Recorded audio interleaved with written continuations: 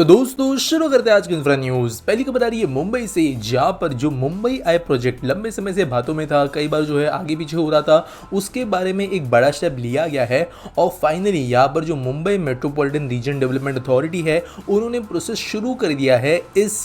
Wheel को बनाने के लिए, और रिक्वेस्ट और प्रपोजल के लिए जो फ्लोटिंग होती है वो कर दी गई है। और इसके लिए जो एम रखा गया है वो है प्रोजेक्ट मैनेजमेंट कंसल्टेंट रखने के लिए, यानी बेसिकली एमएमआरडी अभी किसी ऐसी कंपनी को अपॉइंट करना चाहती है जो प्रॉपर एनालिसिस करके देगी, डिजाइन बना कर देगी प्रॉपर। उसके बाद में चीजें जो है फाइनली डिसाइड होगी कहाँ पे कैसा क्या बनेगा, और फिर टेंडरिंग का काम शुरू होगा। वैसे दोस्तों जमीन भी यहाँ पर एलोकेट हो गई है अराउंड 6 हेक्टेयर्स की, जो मुंबई के बैंड्रा रेक्लेमेशन पे है, जो कि समुद्र में से निकाली गई जमीन थी बैंड्रा वर्ली सीलिंग बनाते समय। तो यहाँ पे जो मुंबई आई का व्हील बनेगा वो मुंबई के one of the most densely जो सबसे ऊंची स्काई स्क्रेपर्स वाली जगह है वहां के व्यूज देगा, बैंड्रा वर्ली सीलिंग के और समंदर के व्यूज देगा। और इसके वजह से होगा ये कि जिस तरीके से Dubai, Las Vegas, Singapore, London, यहाँ पर अलग अलग शहरों के अंदर ऐसे बड़े बड़े जायंट व्हील्स काफी इंपॉर्टेंट टूरिस्ट डेस्टिनेशन बन पाए हैं, वैसे ही मुंबई के अंदर भी ये बनकर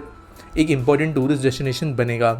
अगली दोस्तों जो खबर आ रही है वो है JSW इंफ्रास्ट्रक्चर से, जो हमारे देश के अंदर आज के डेट में बहुत बड़े बड़े प्रोजेक्ट संभाल रही है, और इन्होंने भी अपना IPO फ्लोट करने का डिसीजन लिया है, और वैल्यू होगी 2800 करोड़ रुपए की। तो दोस्तों हमारे देश के अंदर इंफ्रा ग्रोथ बहुत ज़्यादा हो रहा है, आप जानते हो कंपनी जो है बड़ी बड़ी इंफ्रा वाली बन के आई है इसके वजह से। और JSW वैसे पुरानी कंपनी है, पुराना ये विंग है, पोर्ट्स ऑपरेट ये करती है, काम की इनका सोलर इंस्टॉलेशन के अंदर भी है, रोड और जो ब्रिज वाले टाइप प्रोजेक्ट होते हैं वो भी ये बनाती है। इनके ग्रोथ के हिसाब से आप कह सकते हो एक बड़ी कंपनी इस लिस्ट होते हुए नजर में आएगी इंफ्रा के अंदर। अगली दोस्तों खबर आ रही है वो है नागपुर से, जहां पर लंबे समय से इंटरमोडल स्टेशन टर्मिनल जो अंजनी के पास में बनना है, उसको ऑपोजिशन का सामना करना पड़ रहा है एनवायरमेंटलिस्ट की वजह से, और इसकी वजह से NHAI ने काइंड ऑफ ड्रॉप कर दिया है। तो दोस्तों यहाँ पर पहले जो main multi modal logistics park बना था, एक बहुत बड़ा लॉजिस्टिक्स हब बनना था, वो यहाँ पर काइंड ऑफ पीछे ले लिया गया है। अभी भी यहाँ पे चीज़ें होगी लेकिन पहले के हिसाब से नहीं होगी, डिजाइन के अंदर ऑल्ट्रेशन किया गया है, और लेकिन एनवायरमेंटलिस्ट की वजह से अब ये बड़े वाले स्केल पर नहीं बनेगा। अगली दोस्तों जो खबर आ रही है वो है हुंडई से, जिन्होंने डिसाइड किया कि वो 20,000 करोड़ रुपए इन्वेस्ट करेंगे तमिलनाडु के अंदर अपनी नई कार फैक्ट्रीज को बनाने के लिए, और मेजरली जो इन्वेस्टमेंट होगा वो EV मैन्युफैक्चरिंग के हिसाब से किया जाएगा। वैसे दोस्तों ये जो इन्वेस्टमेंट है इसके वजह से 500 लोगों को डायरेक्ट जॉब्स मिलेगी, 12 महीनों के अंदर ये जॉब्स क्रिएट होगी, और असेंबली यूनिट बनने के बाद में 1,78,000 EVs पर ईयर की मैक्सिमम कैपेसिटी के साथ में ये चीज़ कर पाएंगे। वैसे सिर्फ EV नहीं, लेकिन अगर फ्यूचर में हाइड्रोजन टेक ऑफ करता है तो वो भी हुंडई यही पर बनाएगा, और साथ साथ जो इनकी करंट IC या पेट्रोल डीजल गाड़ियां हुए उनके प्रोडक्शन को इंक्रीज करने के लिए भी प्लांट का इस्तेमाल किया जाएगा। तो तमिलनाडु वैसे हमारे देश के अंदर ऑटोमोबाइल का एक बड़ा हब है ही, लेकिन यहाँ पे एक और बड़ा एडिशन होते हुए नजर आएगा। अगली खबर दोस्तों ये ऋषिकेश से, जहाँ पर जो ड्रीम रोपवे प्रोजेक्ट बनना है श्री नीलकंठ महादेव टेम्पल के बीच में, वो जल्द ही बनता हुआ नजर आ सकता है। जहाँ पर Uttarakhand metro rail urban infrastructure and building construction corporation limited ने लास्ट हफ्ते बिड्स इनवाइट की है प्राइवेट पार्टीज को इस रोपवे को आकर बनाने के लिए, मेंटेन करने के लिए और ऑपरेट करने के लिए। तो एग्जैक्ट रूट की अगर बात करें तो ये ISBT ऋषिकेश से लेकर पार्वती माता मंदिर पे जाएगा, फिर वहाँ पे त्रिवेणी घाट पे जाएगा, और फिर फाइनली नीलकंठ महादेव मंदिर में जाकर रुकेगा, जहाँ से लूप करते हुए वापस रिटर्न आएगा। टोटल लेने की 6.48 किलोमीटर्स की, और टर्मिनल जो होगा वो उसका ISBT पे होगा। तो दोस्तों यहाँ पर ऋषिकेश अगर आप गए हो तो आप जानते हो कि रास्ते संकरे हैं, बहुत ब्यूटीफुल ये है, छोटे छोटे ब्रिजेस एंड रास्ते आपको देखने मिलते हैं। रोपवे प्रोजेक्ट यहाँ पे आने वाले ट्रैफिक को तो ऑब्वियसली बहुत ज़्यादा मदद करेगा, लेकिन इतने ब्यूटीफुल नज़ारे और अच्छी सी कनेक्टिविटी प्रोवाइड करेगा कि टूरिस्ट के द्वारा इसे बहुत ज़्यादा अच्छा फ्लो देखने मिलेगा। अगली दोस्तों न्यूज़ के बारे में बात करते हैं वो है महाराष्ट्र से, जहाँ पर EV बसेस के लिए टेंडर फ्लोट किया गया था, जहाँ पर स्विच मोबिलिटी अकेली कंपनी निकल कर आई है 700 AC electric double decker buses को प्रोवाइड करने के लिए, और 50 electric double decker open deck tourist buses को प्रोवाइड करने के लिए, और साथ साथ 20 इलेक्ट्रिक पिनाकल बसेस के लिए जो कि उल्लासनगर के पास में चलेगी। तो दोस्तों यहाँ पर काइंड ऑफ एक डिसअपॉइंटमेंट ये है, क्योंकि काफ़ी बड़े प्राइस का टेंडर ये था, लेकिन जो भी दूसरी बड़ी कंपनीज़ है टाटा वगैरह, इन्होंने इसके लिए बिड नहीं की है, लेकिन इसके वजह से इलेक्ट्रिक बसेस का addition Mumbai and Mumbai metropolitan region में देखने मिलेगा। अगली दोस्तों खबर आ रही है फाउंडेशन स्टोन लिए किए गए एक नए प्रोजेक्ट के द्वारा जो हमारे PM ने किया है, और ये है Homi Bhabha cancer hospital and research centre जिताननी। ये उड़ीसा के कोरध्रा डिस्ट्रिक्ट के अंदर बनने वाला है, और इसके लिए खर्च किया जाएगा 5,800 करोड़ रुपीज़। और ऑब्वियसली कैंसर हॉस्पिटल बनने की वजह से जो लोकल रीजन में लोगों को दूर पहले जाना पड़ता था, वो जाने की अब ज़रूरत नहीं पड़ेगी।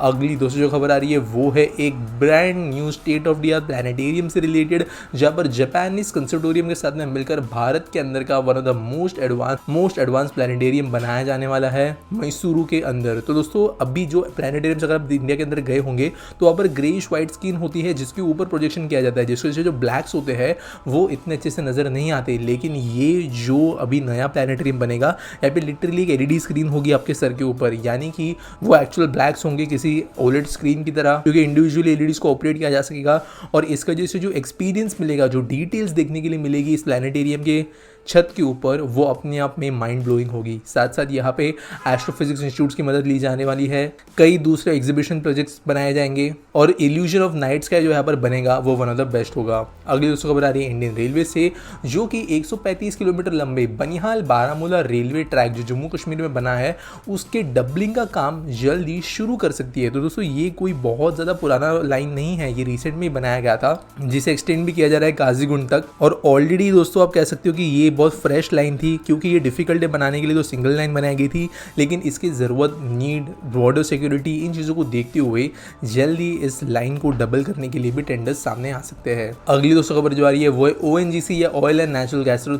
अगली खबर दोस्तों रही ओएनजीसी या oil and natural gas corporation से रिलेटेड, जिन्होंने मुंबई ऑफशोर फील्ड्स के अंदर कुछ और नए गैस रिसोर्स ढूंढे हैं अरेबियन सी के अंदर, और इसे एक बड़े अचीवमेंट के तौर पर इन्होंने कहा है। तो दोस्तों मल्टीपल फील्ड्स का वैसे नाम दिया गया है जो काफ़ी कॉम्प्लिकेटेड होने की वजह से मैं यहाँ पे उनका नाम नहीं लूँगा, लेकिन बेसिकली यहाँ पर एक और नई ऑयल फील्ड मिलने की वजह से यहाँ पर रिग्स वगैरह बनाने के बाद में ओएनजीसी अपना प्रोडक्शन बढ़ा पाएगी और हमें हमारे गैस सप्लाईज के अंदर थोड़ा सा स्टेबल इंडिपेंडेंट सपोर्ट मिलता हुआ नजर आएगा। आज के आस्क पीटी सॉल्व के बारे में बात करें तो अननोन हिंदुस्तानी गेमर पूछते हैं, why don't Indian trucks can run up to 100 kilometre per hour और more well other country which has follow the speed limit on of the highway even with twin trailers. तो देखो हमारे पर दो तीन चीज़ें हैं। पहली बात, कुछ रूल्स एंड रेगुलेशंस तो है ही स्पीड्स के ऊपर बड़े व्हीकल्स के, लेकिन जनरली हमारे देश के अंदर हम ऑनेस्टली देखें जो ट्रक आज भी मिलते हैं वो बहुत ही ज़्यादा बेसिक तरीके के हैं। अगर 100 किलोमीटर पर आवर किसी ट्रक को इतनी ज़्यादा स्पीड पर चलाना है तो वहाँ पे केबिन से लेकर ट्रेलर डिज़ाइन जो है वो बहुत ज़्यादा अच्छा होना ज़रूरी है, स्टेबल होना ज़रूरी है। हमारे यहाँ पर आप जानते हो केबिन्स के साथ में ट्रक ज़्यादा बिकते नहीं है। हाईवे पे जो ट्रक्स बिकते हैं वो सिर्फ चैसिस एंड आधा अधूरा केबिन बिकता है, जिसको बाद में जो है अपने हिसाब से बनाया जाता है। फिर जब अपने हिसाब से बनाया जाता है तो लोडिंग उसकी ख़राब हो सकती है,